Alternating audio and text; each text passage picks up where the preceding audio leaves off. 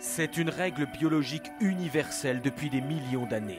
À quelques rarissimes exceptions près, dans le règne animal, il faut un mâle et une femelle pour créer la vie. Et c'est la même chose pour les humains. Les nouveaux schémas familiaux ou de procréation médicalement assistée n'y changent rien. Il faut le génome d'un homme et d'une femme pour concevoir un bébé jusqu'à aujourd'hui. Et cette Britannique a peut-être inspiré une révolution dans l'histoire de la vie. Sharon Bernardi n'a plus que des photos de ses 7 enfants. La plupart sont morts bébés. Son fils, Edward, a été le dernier à partir à l'âge de 21 ans. Tournées il y a 3 ans, ces images très dures ont bouleversé la Grande-Bretagne. Edward et ses frères et sœurs sont morts de maladie mitochondriale, un désordre génétique transmis par leur mère qui, elle, n'est pas atteinte.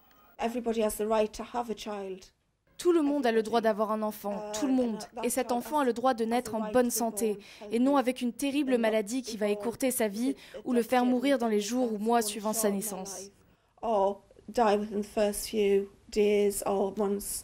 Mais aujourd'hui, la médecine aurait la solution pour sauver les enfants dans le cas d'Edward. Un remède aux frontières de la science-fiction et pourtant bien réel, faire naître un bébé venant non pas de 2, mais de 3 parents. Dans l'ovule de la mère, porteuse de la maladie, les parties saines, ici en vert, vont être conservées. Les parties défectueuses vont être remplacées par celles venant de l'ovule d'une donneuse.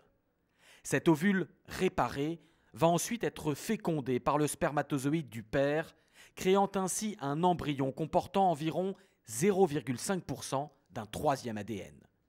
Ces scientifiques d'un laboratoire de Newcastle espèrent obtenir l'autorisation d'effectuer cette première médicale.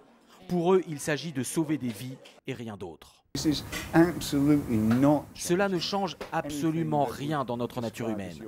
L'ADN sur lequel on intervient ne concerne que les cellules mitochondriales pour leur permettre de mieux fonctionner. C'est pourquoi je pense qu'il est acceptable d'essayer de combattre la maladie par ce moyen. Sharon Bernardi, qui milite depuis des années pour cette technique, se défend de vouloir créer des enfants sur mesure. Ce n'est pas pour avoir un bébé parfait, pour changer la couleur de ses yeux ou de ses cheveux. On essaye de prévenir la transmission de maladies génétiques graves et redonner un petit espoir. Mais pour d'autres scientifiques, c'est ouvrir la porte à une transgression contre nature.